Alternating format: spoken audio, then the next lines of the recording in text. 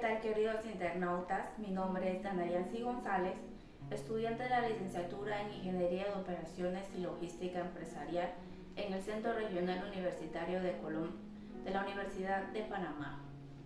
Hoy les presento este trabajo correspondiente a la asignatura de Geografía de Panamá bajo la orientación del Magíster José Ángel Martínez Flores.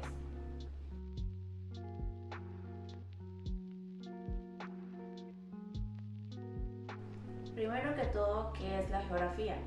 La geografía es la ciencia que estudia la relación entre el ser humano y su entorno, tanto natural como social. Analiza cómo se organizan los espacios, los paisajes y cómo las personas interactúan con la tierra, el clima, los recursos y otros elementos físicos y humanos. El objeto principal de estudio de la geografía es el espacio geográfico, es decir, el territorio transformado por la acción humana en interacción constante con la naturaleza. Este espacio incluye elementos físicos como montañas, ríos, el clima y elementos humanos como ciudades, fronteras y la economía. La geografía utiliza un método científico que incluye los siguientes pasos. 1. Observación del fenómeno geográfico. 2. La formulación de preguntas o hipótesis. 3. Recolección de datos, ya sea en campo o mediante herramientas como mapas y satélites. 4. Análisis espacial, es decir, examinar dónde ocurren los hechos y por qué. 5. Representación gráfica usando mapas, gráficos o sistemas de información geográfica. 6. Conclusión que explique las causas y consecuencias del fenómeno estudiado. La geografía se apoya en varias ciencias auxiliares, entre ellas podemos mencionar la geología, que es para entender la estructura del terreno, la climatología, para estudiar el clima, economía, para analizar las actividades humanas y productivas, sociología, para estudiar la organización de las sociedades, historia, para comprender la evolución de los territorios. También la estadística y la cartografía para representar datos y crear mapas. La geografía tiene varios fundadores, tanto en la geografía antigua y como la moderna.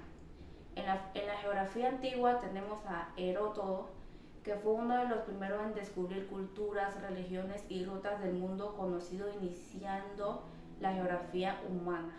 Eratóstenes calculó la circunferencia de la Tierra con notable precisión y fue el primero en usar el término geografía. Se le considera el padre de la geografía.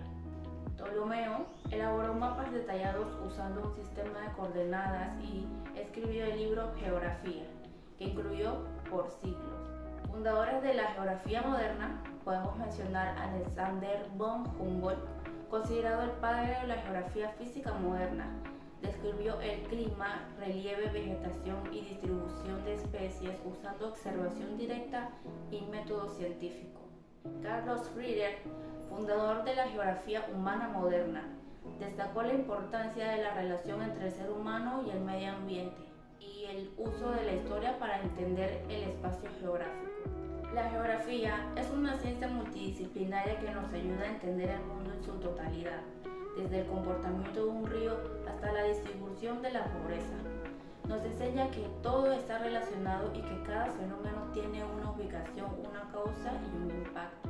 Dentro del contexto global marcado por el cambio climático, la sobrepoblación, la migración y el agotamiento de recursos, la geografía se vuelve fundamental para tomar decisiones responsables.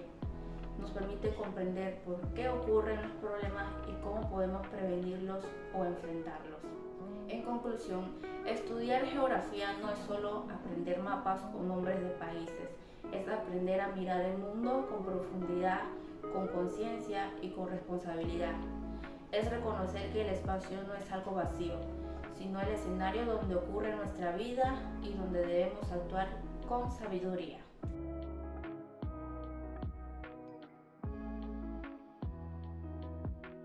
Al observar el mapa político actualizado de Panamá, podemos ver que el país está dividido en 10 provincias y 5 comarcas indígenas. Su capital es la ciudad de Panamá, ubicada al suroeste, y cada provincia tiene su propio gobierno local. Esta división facilita la administración del país y el desarrollo regional. Los puntos extremos de Panamá son: punto más al norte, Cabo Tiburón en la comarca de Gunayala; punto más al sur, Punta Miriato en la provincia de Veraguas; punto más al este, Hito Auxiliar de Armila, también en Gunayala, cerca de la frontera con Colombia; punto más al oeste, Hito de San Bartolo en la provincia de Chiriquí, cerca de Costa Rica. En cuanto a las fronteras, Panamá limita al oeste con Costa Rica, compartiendo una frontera terrestre de aproximadamente 330 kilómetros. Esta frontera ha sido históricamente estable, aunque existen algunos desafíos relacionados con el comercio y el paso de personas. Al este con Colombia, donde la frontera es más complicada. Esta zona, especialmente la del tapón del Darién, representa problemas de seguridad, migración irregular y actividades ilegales, lo que representa un reto para el país. En relación con los dominios marinos, Panamá tiene costas en dos océanos: el Océano Atlántico, que es el Mar Caribe, y el Pacífico, lo cual le da un territorio marítimo extenso. Las aguas marinas incluyen zonas económicas exclusivas que le permiten aprovechar recursos como la pesca, la biodiversidad marina y el potencial turístico. Ventajas de la posición geográfica de Panamá. Es un punto estratégico entre América del Norte y América del Sur.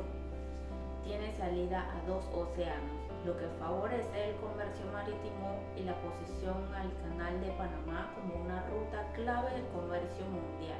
Su ubicación favorece el turismo, la conectividad aérea y marítima. Tiene acceso a una rica biodiversidad marina. Desventaja. Su posición geográfica la hace vulnerable al tráfico ilegal de personas y drogas, especialmente por el Darién.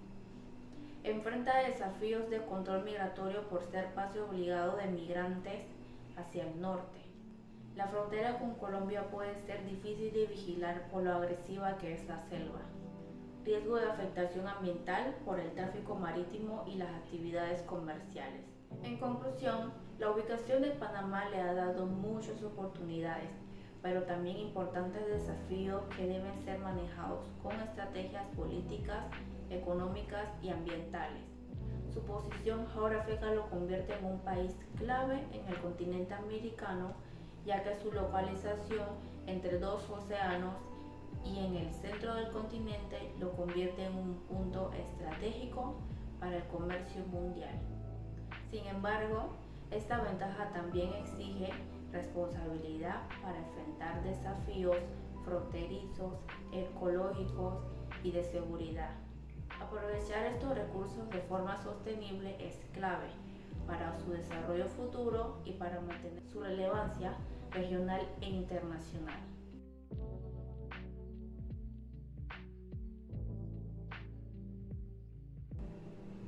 En Panamá existen 5 comarcas indígenas reconocidas por la ley, y cada una fue creada mediante una legislación específica que les otorga autonomía y reconoce sus derechos territoriales, culturales y políticos.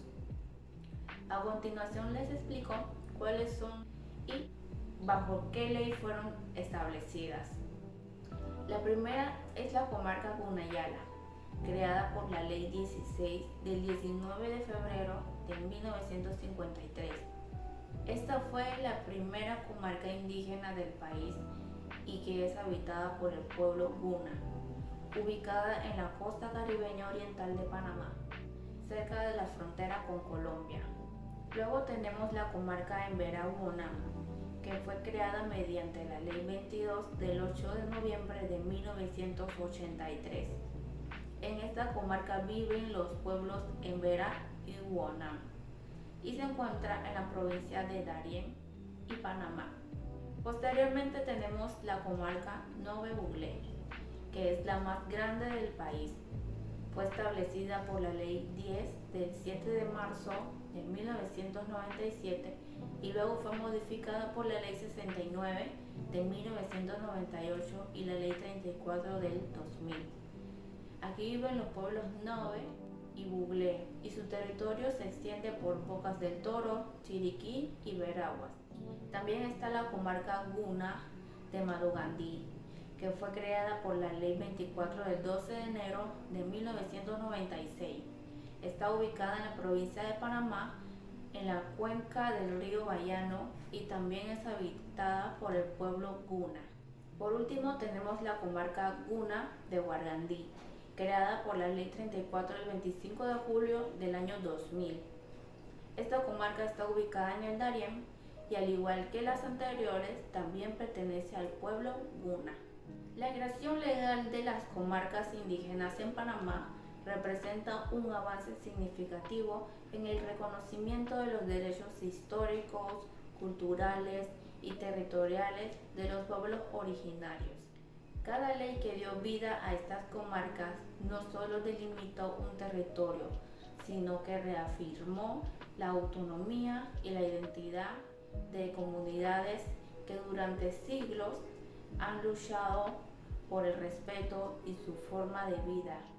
Sin embargo, aunque estas estructuras jurídicas son fundamentales, también implican una gran responsabilidad del Estado para garantizar que se respete, se implementen y se fortalezcan continuamente. El desafío actual no es solo legislar los territorios, sino también promover un desarrollo sostenible, culturalmente adecuado, que no vulnere los valores indígenas. Las comarcas, más que divisiones administrativas, son espacios vivos de resistencia, herencia y sabiduría ancestral que deben ser protegidos y valorados como parte esencial del presente y futuro de la nación panameña.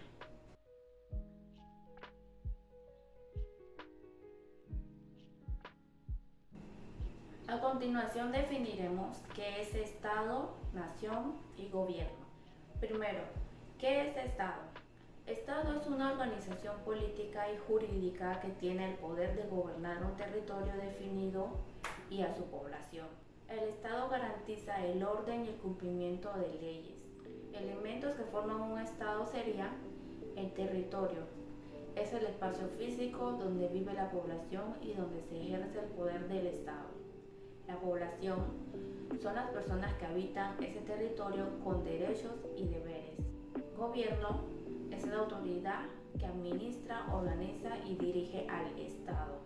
Soberanía es la capacidad del Estado de tomar decisiones sin depender de otros estados o países. Ahora, ¿qué es nación? Nación es el conjunto de personas que comparten una identidad común como la cultura, el idioma, la religión, las costumbres o una historia en común. Elementos que forman una nación sería la lengua común. No siempre, pero muchas veces las naciones comparten un idioma. Cultura, tradiciones, costumbres y formas de vida. Historia compartida, un pasado que nos une, sentido de pertenencia, un sentimiento colectivo de ser parte de un mismo grupo. ¿Qué es gobierno? El gobierno es el conjunto de personas que administran el poder del Estado por un tiempo determinado. Son los encargados de dirigir el país, hacer cumplir las leyes y representar a la población. Características del gobierno: cambia cada cierto tiempo, con elecciones o procesos políticos. Puede ser democrático o no. Es temporal, a diferencia del Estado, que es permanente. En conclusión, podemos decir que estos tres conceptos están relacionados, pero no son lo mismo. El Estado es la estructura política que organiza una sociedad dentro de un territorio. La nación es la identidad cultural que une a las personas y el gobierno es quien administra y gestiona el poder del Estado de manera temporal. Entender la diferencia entre estos términos nos ayuda a comprender mejor cómo funcionan los países, por qué existen conflictos entre pueblos que no tienen Estado propio o cómo cambian los gobiernos sin que desaparezca el Estado. También nos permite analizar situaciones actuales como los movimientos independentistas, las crisis políticas o los debates sobre la soberanía nacional.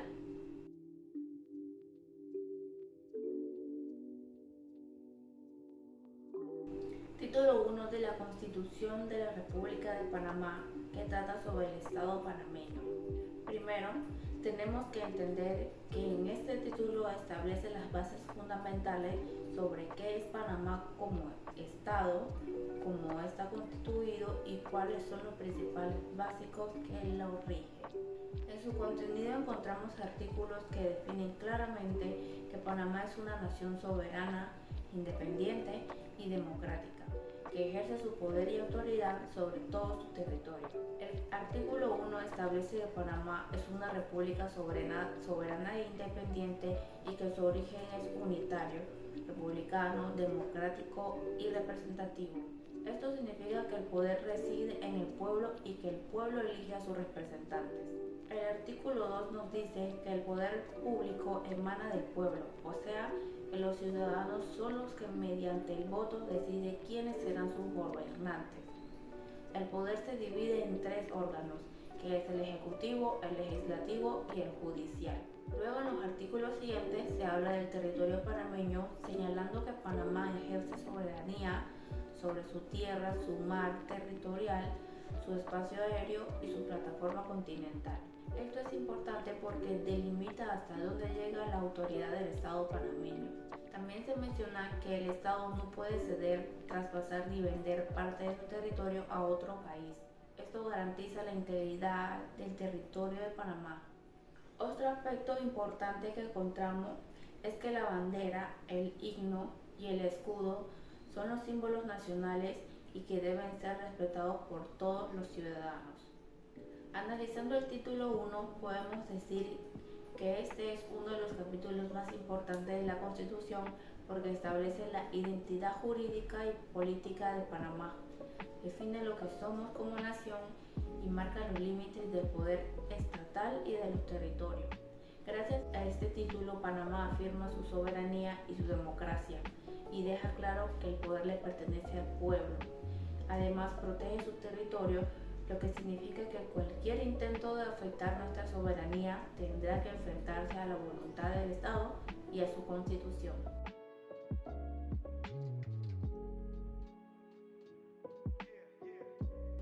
Función de los ministerios, instituciones gubernamentales y oficinas públicas de la República de Panamá. Primero, entendamos qué son los ministerios. Los ministerios son entidades que forman parte del órgano ejecutivo y su función principal es administrar y ejecutar las políticas públicas en áreas específicas del país.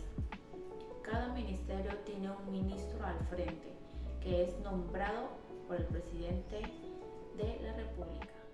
Por ejemplo, el Ministerio de Educación, MEDUCA, se encarga de planificar y ejecutar todo lo relacionado con la educación pública. También tenemos el Ministerio de Salud, MINSA, que se ocupa de velar por la salud y el bienestar de la población. El Ministerio de Seguridad Pública se encarga de las políticas de seguridad y protección ciudadana. Y así, cada ministerio tiene funciones específicas, ya sea económica, trabajo, cultura, vivienda, otras obras públicas y entre otras. Ahora bien, pasemos a las instituciones gubernamentales. Estas son entidades que no son ministerios, pero que también cumplen funciones públicas y de servicio a la población. Algunas de estas instituciones tienen autonomía y su gestión, por ejemplo, la Caja del Seguro Social, encargada de brindar servicios de salud y prestaciones sociales a los trabajadores asegurados. La Autoridad del Canal, que gestiona y opera el Canal de Panamá. La Contraloría General de la República, que supervisa el uso correcto de los fondos públicos. Estas instituciones tienen una función muy importante porque atienden sectores claves como la seguridad social, las finanzas públicas o el manejo de recursos estratégicos. Por último, tenemos las oficinas públicas. Estas son dependencias que funcionan a nivel local, regional o nacional y que brindan servicios directos a los ciudadanos. Por ejemplo, las direcciones regionales de salud, las oficinas del Tribunal Electoral donde sacamos nuestras cédulas, las oficinas municipales en cada distrito. En estas oficinas los ciudadanos realizan trámites, consultas o reciben atención según el servicio que brinden. En conclusión, los ministerios, las instituciones gubernamentales y las oficinas públicas representan los pilares operativos del Estado panameño. Cada uno desde su ámbito de acción contribuye a que las decisiones políticas y administrativas se conviertan en servicios y soluciones reales para la población. Su correcta coordinación y funcionamiento garantizan que el país pueda atender las necesidades sociales, económicas, educativas y de salud de todos los ciudadanos. Además, reflejan el compromiso del Estado con la transparencia, la eficiencia y el desarrollo nacional. Comprender su importancia nos permite valorar el trabajo que hay detrás de cada servicio público y reconocer que un Estado fuerte y organizado depende de la buena gestión de estas instituciones. Por eso, como ciudadanos, también tenemos la responsabilidad de conocerlas, utilizarlas y de manera adecuada y exigir siempre un servicio de calidad.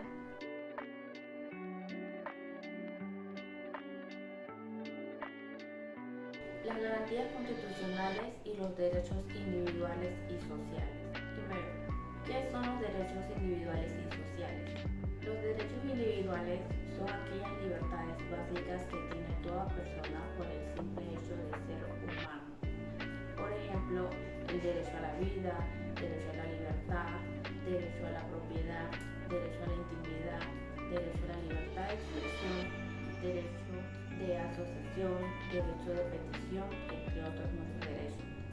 Por otro lado, los derechos sociales son aquellos que buscan garantizar el bienestar colectivo, especialmente para los sectores más vulnerables.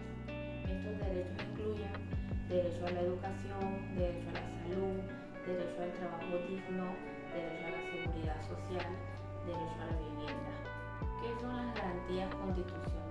Las garantías constitucionales son mecanismos legales que aseguran que los derechos antes mencionados sean respetados y protegidos. En Panamá, algunas de las garantías más importantes son: habeas corpus, protege la libertad física de una persona evitando detenciones ilegales. Amparo de garantías constitucionales, permite a cualquier ciudadano reclamar ante los tribunales si considera que sus derechos están siendo violados. Habeas data, protege el derecho de las personas a acceder y corregir información sobre ellas contenida en bases de datos públicas o privadas. Acción de institucionalidad, permite cuestionar leyes o actos que contradigan la Constitución. Esas garantías funcionan como herramientas de defensa para los ciudadanos cuando sienten que sus derechos han sido vulnerados. En conclusión, las garantías constitucionales y los derechos individuales y sociales representan el compromiso del Estado panameño de proteger la dignidad, la libertad y el bienestar de todas las personas. Son la base de nuestra convivencia pacífica y democrática, permitiendo que cada ciudadano tenga igualdad de oportunidad y acceso a una vida digna.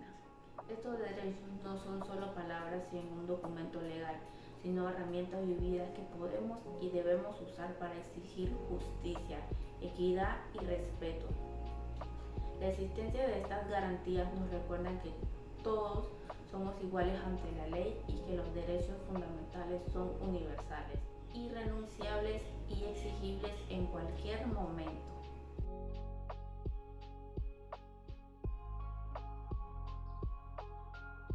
El título 3 de la Constitución panameña abarca el artículo 17 al 102 y se divide en dos grandes partes. La primera, derechos individuales y sociales, desde el artículo 17 al 69. Aquí se establecen todos los derechos que tiene cada persona dentro del país. Algunos de los más importantes son: derecho a la vida y a la seguridad personal, artículos 17 y 18. Derecho a la igualdad, artículo 19.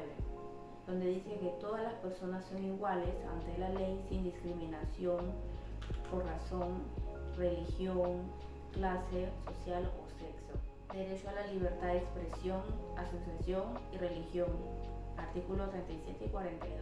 Derecho a la petición y a la defensa, artículos 41 y 43. Derecho a la educación, artículos 90-98.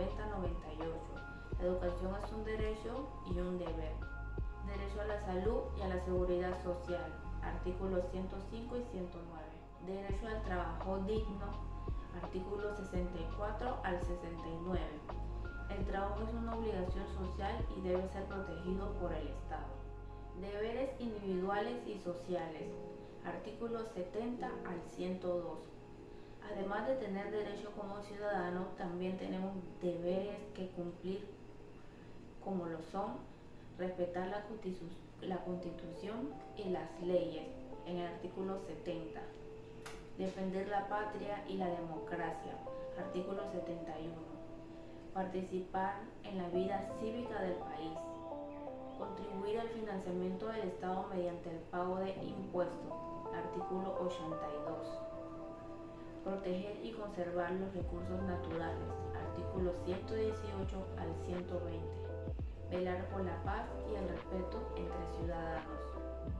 En conclusión, el título 3 de la Constitución de Panamá no solo reconoce los derechos que tenemos como individuos y como sociedad, sino que también nos recuerda nuestras obligaciones para que el país y con los demás ciudadanos nos enseña que los derechos van de la mano con los deberes y que para construir una nación democrática, justa y en desarrollo es necesario que todos los ciudadanos ejerzan nuestros derechos, pero también cumplamos con nuestras responsabilidades.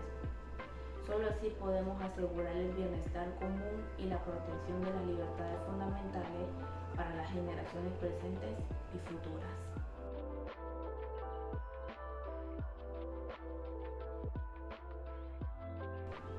Estatus migratorio y las causales a la deportación.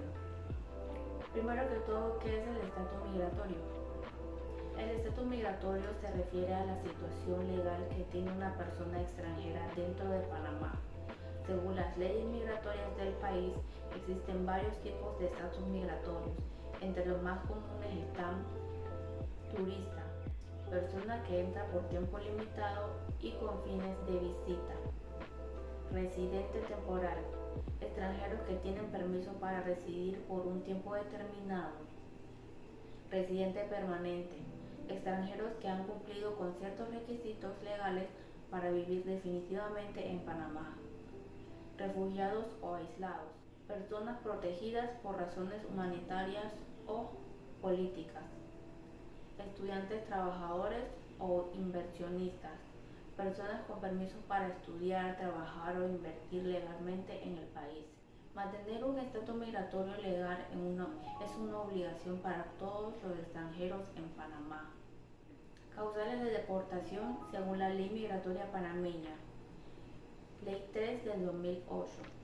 Las principales causas por las que una persona puede ser deportada son: ingresar al país de manera ilegal sin pasar por los controles migratorios o con documentos falsos, permanecer en el país con visa vencida o sin autorización, es decir, estar en condición de ilegalidad migratoria, cometer delitos en Panamá, ya sea delitos graves como robo, narcotráfico, homicidio, violencia, entre otros. Realizar actividades que atenten contra la seguridad nacional, como el terrorismo o la participación en grupos ilegales. Trabajar sin el permiso correspondiente, lo que representa una violación a las leyes laborales y migratorias. Falsificar documentos migratorios o presentar información falsa para obtener permiso de residencia o trabajo. Reingresar al país después de una deportación previa sin haber cumplido el tiempo de restricción de entrada. La decisión de deportación la toma el Servicio Nacional de Migración de Panamá luego de un proceso donde el extranjero tiene derecho a la defensa. En conclusión, el estatus migratorio de Panamá define la situación legal de un extranjero y es responsabilidad de cada persona mantenerse dentro del marco de la ley. La deportación es una medida seria que el Estado utiliza para proteger su soberanía, su seguridad y su orden público. Sin embargo, siempre debe realizarse respetando los derechos humanos. Este tema nos enseña que el control migratorio no solo es un acto de regulación, sino que también una forma de garantizar la convivencia pacífica, el respeto a las leyes y la seguridad de todos los que habitamos en el territorio panameño.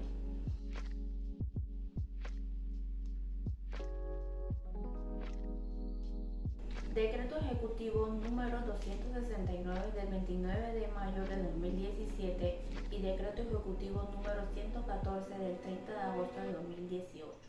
Ambos han tenido un impacto directo en la entrada, permanencia y derechos laborales de los extranjeros en el país.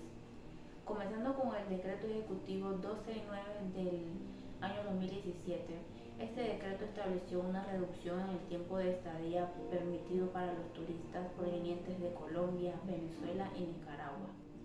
Antes de este decreto, los turistas de estos países podían permanecer en Panamá por 180 días, pero a partir de la entrada en vigor del decreto, el tiempo máximo permitido fue reducido a 90 días. ¿Por qué se tomó esta medida?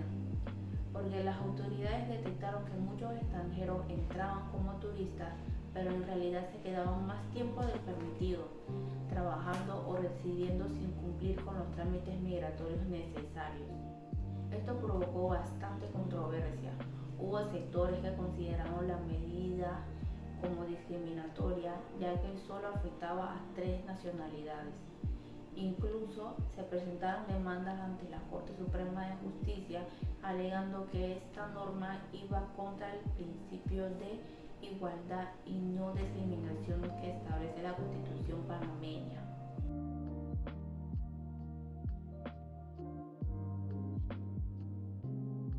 Ahora hablemos del Decreto Ejecutivo número 114 del 30 de agosto de 2018.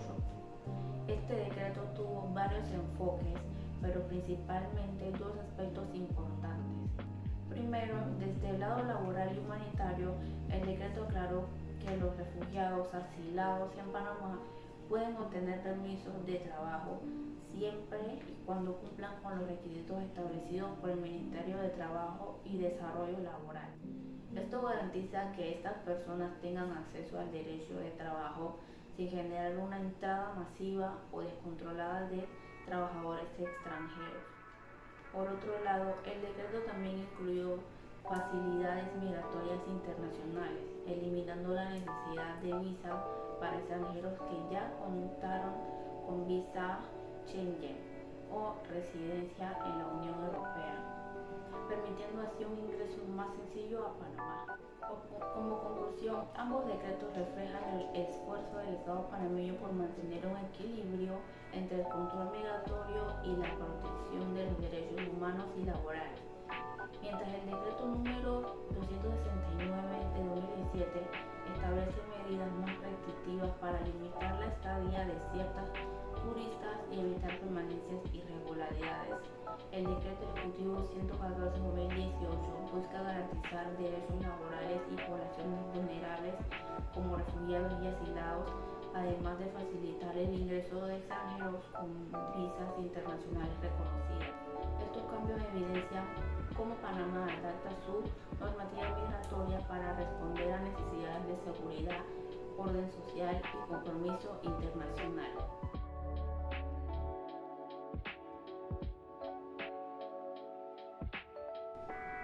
Hoy hemos recorrido juntos un viaje profundo por lo que significa Panamá, su geografía, su historia, sus leyes, sus derechos y sus desafíos. Hemos visto que la geografía no es solo mapas o puntos cardinales, es la base que determina nuestro desarrollo, nuestra economía y hasta nuestra cultura. Panamá, por su posición estratégica, es un puente natural entre 2 continentes y 2 océanos. Esa ubicación nos ha dado oportunidades inmensas, pero también nos reta cada día a proteger nuestras fronteras, administrar nuestros recursos marinos y aprovechar nuestras ventajas sin perder de vista nuestra soberanía. Hablamos de la división política de las comarcas indígenas y de cómo el país, a través de las leyes y decretos, ha reconocido el valor y los derechos de sus pueblos originarios, en un intento de construir una sociedad más justa y equitativa. También entendimos conceptos como Estado, nación y gobierno no son solo definiciones teóricas, son realidades que nos afectan directamente porque de ellos depende la organización, el orden y la forma en que cada uno de nosotros ejerce su ciudadanía. La Constitución, especialmente en su título 1 y título 3, nos recuerda que somos parte de un Estado que nos reconoce, que también nos impone deberes, nos habla de la libertad, igualdad y justicia, pero también de responsabilidad y de compromiso social. Las instituciones públicas, los ministerios y cada oficina gubernamental existe para garantizar que esos derechos no sean solo palabras, sino hechos concretos que mejoren nuestra calidad de vida. En el tema migratorio aprendimos que Panamá busca proteger su territorio y su población, pero también garantizar que los procesos migratorios se realicen de forma legal, ordenada y respetando los derechos humanos. Decretos como el 269 y el 114 refleja esa intención de equilibrar seguridad y justicia. Al final, cada uno de estos temas está conectado, porque entender nuestra geografía, conocer nuestras leyes, respetar nuestras instituciones y valorar nuestros derechos no es un simple ejercicio académico, es un acto de conciencia, es reconocer como panameños formamos parte de un país que tiene historia, que tiene identidad, que tiene retos, pero sobre todo que tiene mucho futuro. Hoy más que nunca Panamá necesita ciudadanos informados, críticos y comprometidos, porque solo entendiendo de dónde venimos y cómo estamos estructurados podemos construir juntos el país que soñamos. Uno más justo, uno más solidario y uno más unido.